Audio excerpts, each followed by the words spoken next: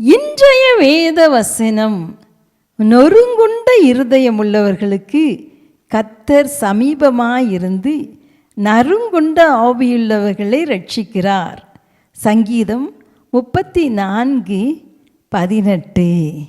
அருமையானவர்களே, வேத வசனம் சொல்லுகிறது, தேவனுக்கு ஏற்கும் பலிகள் நொறுங்குண்ட ஆவிதான். தேவனே, நொறுங்குண்டதும் நறுங்குண்டதுமான இருதயத்தை நீர் புறக்கணீர்.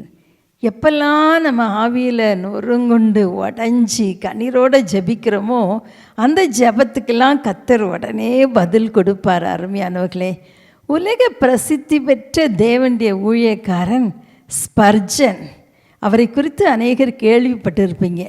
அவர் பிரசங்கம் பண்ணும்போது ஆயிரக்கணக்கான மக்கள் ரட்சிக்கப்பட்டார்களாம். அவருடைய ஜெப ஜீவியத்தினால அதை பார்த்தே நிறைய பேர் ஜெப வீரர்களாய் மாறி இருக்கிறார்களாம். அவர்கிட்ட இருந்த விசேஷமான குணம் ஒன்று என்னன்னா, அது அவருடைய தாழ்மை. ஒரு முறை ஸ்பர்ஜனுடைய ஆலயத்தில் ஆராதனை நடந்து கொண்டிருந்தது. பிரசங்க நேரம் வரைக்கும் ஸ்பர்ஜனை காணோம். அந்த ஆலயத்தை சேர்ந்த மூப்பர்கள் பல இடங்களில் தேடி பார்த்தபோது தனியாக ஒரு மூலையிலே முழங்கால் ஊன்றி அழுது கொண்டிருப்பதை பார்த்தார்கள். அவருடைய கண்கள் அழுது சிவந்து போய் இருந்தது. ஒரு மூப்பர் வந்து அவரை மெதுவாக தட்டி, ஐயா, பிரசங்க நேரம் வந்துவிட்டது, வருகிறீர்களா என்று அழைத்தார். ஆனாலும் ஸ்பர்ஜனோ, இல்லை, நான் வரவில்லை. நான் எவ்வளவோ பிரசங்கித்தும் கூட போதுமான அளவு மக்கள் இன்னும் ரட்சிக்கப்படவில்லை. ஆகவே இன்றைக்கு கர்த்தர் என் ஜெபத்தை கேட்கிற வரை நான் என்னை தாழ்த்தி அழுது கொண்டிருக்கிறேன், நீங்கள் போய் பிரசங்கியுங்கள் என்றார். அந்த மூப்பர் வேறு வழி இல்லாமல் பிரசங்க பீடத்தில் ஏறி தனக்கு தெரிந்த கர்த்தருடைய வசனங்களை பிரசங்கிக்க ஆரம்பித்தார். என்ன ஆச்சரியம் பாருங்க, யாருமே எதிர்பார்க்காத வகையில் அன்றைக்கு 600க்கு மேற்பட்ட நபர்கள் கண்ணீரோடு மனம் திரும்பி தங்கள் வாழ்க்கையை ஆண்டவருக்கு அர்ப்பணித்தார்களாம்.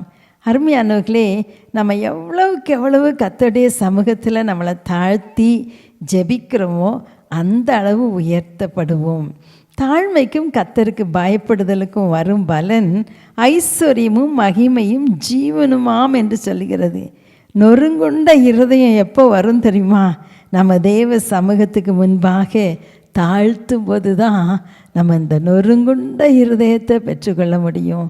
ஆண்டவரே, நான் ஒன்றுமே இல்லை ஆண்டவரே, என் ஜெபத்தை கேட்டு பதில் தாங்கப்பான்னு உடஞ்சி அழுது ஜெபிக்கும்போது கர்த்தர் நம்முடைய எல்லா காரியங்களுக்கும் பதில் தர வல்லவராக இருக்கிறார்.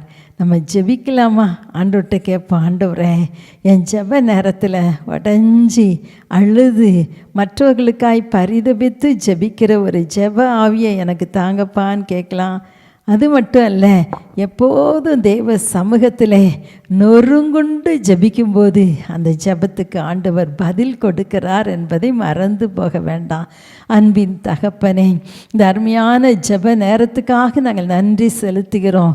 அப்பா, எங்களுக்கும் அந்த நொறுங்குண்ட இருதயத்தை தாங்கப்பா. ஆனாலும் சிறுமைப்பட்டு ஆவியில் நொறுங்குண்டு என் வசனத்துக்கு நடுங்குகிறவனையே நோக்கி பார்ப்பேன் என்று சொன்னீங்களே ஆண்டவரே. நொறுங்குண்ட இருதயத்தை புறக்கணியாத தேவன் நீர் அல்லப்பா. ஆண்டவரே, இன்றைக்கு யாரெல்லாம் கண்ணீரோடு நொறுங்குண்ட இருதயத்தோடு ஜெபிக்கிறார்களோ அவர்களுடைய ஜெபங்களுக்கு பதிலை தருவீராக, அவர்களுடைய பிரச்சனைகளை மாற்றுவீராக, கண்ணீரை துடைப்பீராக என்று ஜெபிக்கிறேன் இயேசுவின் நாமத்தில் பிதாவே, ஆமென், ஆமென்.